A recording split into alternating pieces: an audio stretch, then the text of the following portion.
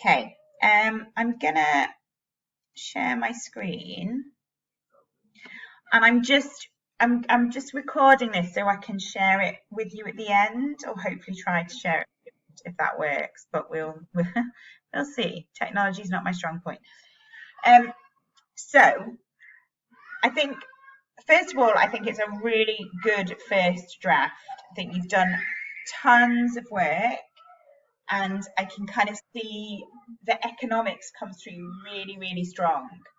Um, it's well structured overall, it's really well presented, you've got a nice balance of data in there, so you've got all the main elements in there. There is still some work to do though, because it's a little bit too much towards economics and there's not enough kind of environmental systems in there, which was your other sub, wasn't it? And for the world studies essay, it's really important that that knowledge base of both subjects is coming through, and it feels a little bit like the economics is right up there front and center, and the environmental stuff is just some throwaway comments every so often. So I think that's probably the main thing that you need to do, is have your environmental head on when you go back and look through this. Okay. I also think, having read it through from start to finish now, that there's a better way of doing that comparison. So rather than comparing the sort of producer responsibility scheme and some random landfilling in China, it's actually much more sensible to compare the producer responsibility scheme and the subsequent e-waste with what else was going on in Hong Kong before, because then you're keeping it all Hong Kong centered. Like, I've always had this issue with you bringing in other areas because it just makes it feel really unwieldy, and you've trimmed it down a lot. But as I was reading it, I was kind of like, the only reason this place in China has any relevance here is because they use a different strategy, and that's it. Yeah, and I think actually you could talk about what was going on in Hong Kong, because one of the things I found really interesting was actually right at the end when you said about that it's on 4.0. Hang on. No, no, no, no, no, no. Where's your 4? Here, this one. Other domestic policies as a comparison with the producer responsibility scheme. Because when I read this, what this made me think was, oh yeah, those other policies aren't actually terribly effective. And your data kind of shows that actually these are the policies that have been in place for longer, weren't working, because everything was either still going to landfill or was just going overseas anyway. So it wasn't really working. Whereas this producer responsibility scheme and the associated kind of ALBA we that's been put in place is actually making a difference, isn't it? Like, you've got those little graphs that show this one. There's a marked difference, I think.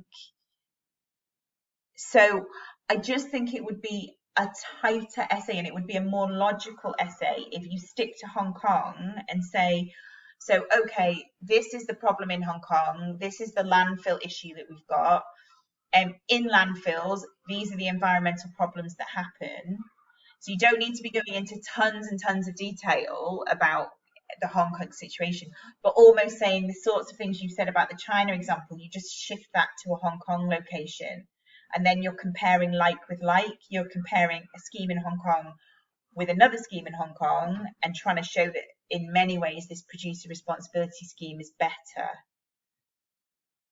Does that make sense?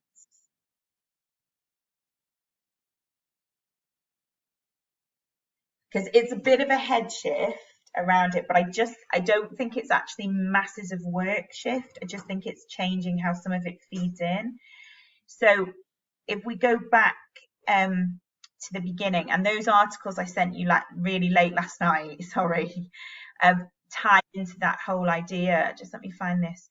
So I've said, I hope you can read this, it's really tiny. I've said you need to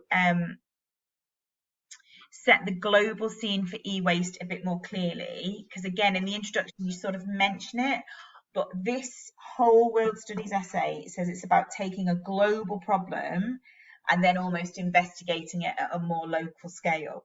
So I think you need to do a slightly better job of saying, look, the global e-waste issue is this, maybe some diagrams, essentially something from the World Economic Forum. And that, I mean, that was a super quick 5-minute Google search, but that World Economic Forum had some really nice diagrams in it, had some nice data. Yeah, and you know, you don't have to take all of it, you just take a few little bits, bung that in your introduction. There's your global context, straight and clear, right up front as soon as I'm reading the essay. And I'm thinking, yeah, this is a big issue that needs to be tackled. How, Harry, are you going to tackle it? And then you say to me, um, I'm going to keep it focused on Hong Kong. So I'm going to move from this global scale to say, look, Hong Kong has had some real changes in policy. We used to conveniently get rid of a lot of our waste, and now for all those various different reasons, that's changed. And again, a couple of those articles just gave you a little bit of background context that you can draw on. Um,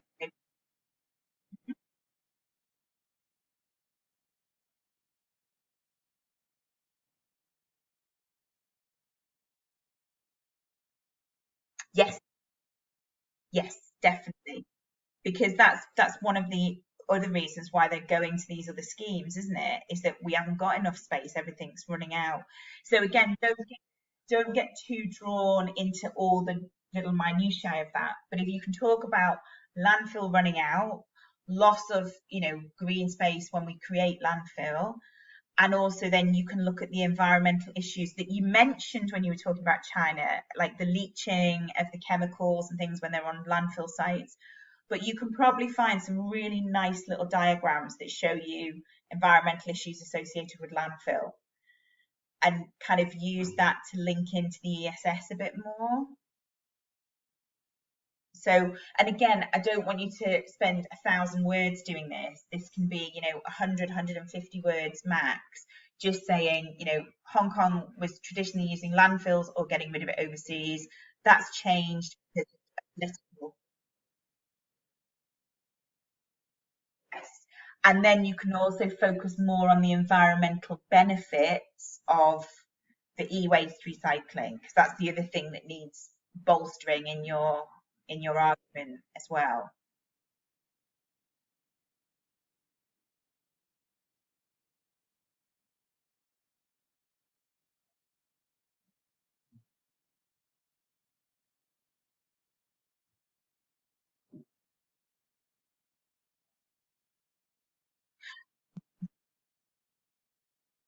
No, see, I would get rid of that. I mean, I would get rid of Gwei altogether because that's why you're struggling with it, because actually it's not that relevant to what you're talking about. What you're talking about is Hong Kong.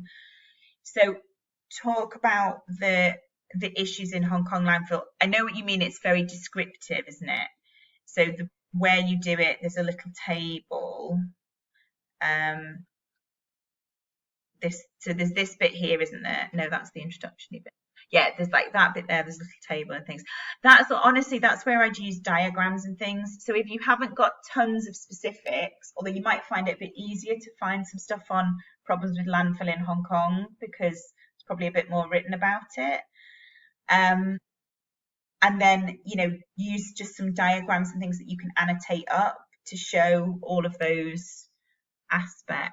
I'm just trying to find where you've got. Can you remember what page it's on?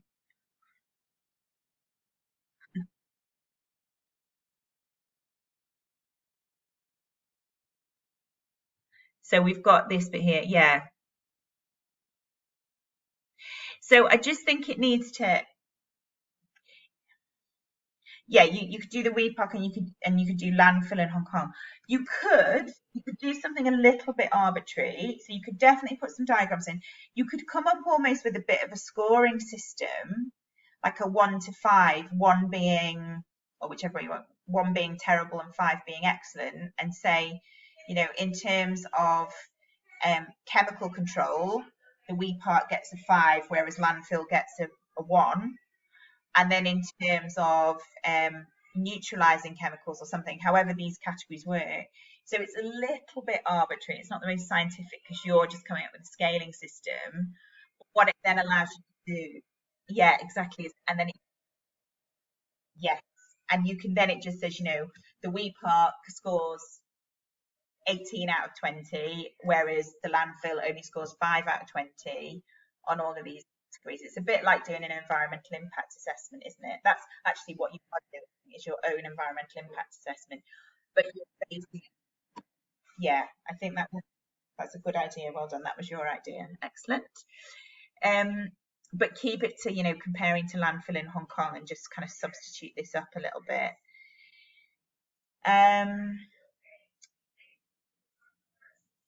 Yeah, so that's that bit we've just discussed, really. You need more links to ESS. I think the economics is really good, but it has to have both disciplines in there.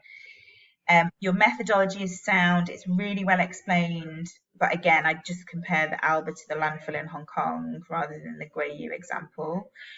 And just double check for me that data that you've got on, tons of waste that was going to landfill versus e-waste, whatever. Just make sure you've said where that data's come from.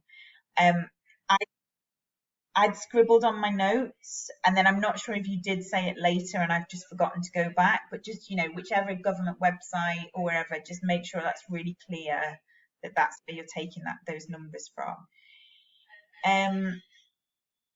So your knowledge, and so I think if you can get that focus, Hong Kong focused, then this will come up really well. Like I sort of said that it was about 4 at the moment. Which is good, but I just think if you can hone in on Hong Kong, then it would come up much into this top bracket. It would just make a lot more sense logically. And then your knowledge and understanding. So again, your economics knowledge and understanding is really strong. The environmental stuff doesn't come across so much. So that's where the balance needs to be. So maybe explaining, those e-waste diagrams. Use annotations. If you're worried about word count, just use little text boxes to annotate things, to point stuff out. That's the easiest way around it. And putting a diagram in can take, what would take you a paragraph to explain. Put a diagram in and it does the job for you with a couple of annotations. That's actually the words. On page 10, you wrote something like futuristic problems. I don't think you meant futuristic problems. Just go back. I think maybe you meant future problems, or I don't know. Just check the wording on page 10 when you get a chance, just to see if it makes sense. And where you were talking, somewhere where you were talking about one of your graphs about the weight in tons, and then in the text, I don't think you actually give me the units. Now, I didn't write down a page number. It isn't terribly helpful, but there's somewhere where you're talking about it, and then you don't put do you know what I mean? In the body of the text, you just say, and it's like an increase of 58, and you don't say it's 58 tons. I just can't find quite where that bit is. Sorry, but if you look through, you will see where I mean. It's here, figure 9. So you're talking about this lovely graph, and then you're just saying it goes from 40 to 52 units. Just put the units in. It's simple but important. Have diagrams in there somewhere of things like you talk about the impact on groundwater pollution. Here, again, find some diagrams that will really explain that for you. Okay, because I think that will enviro it up as well. It'll kind of bring that in a bit. And again, I've said include the environment impacts more. But I think if you look through some stuff, you should find some great stuff. And then the critical thinking really comes back to this overarching idea of keeping it within Hong Kong. So that I really liked that last bit where you were saying that waste ordinance scheme kind of just didn't really work, whereas this producer responsibility scheme seems to have had some positives, but equally you acknowledge all the negatives of it or the limitations of it.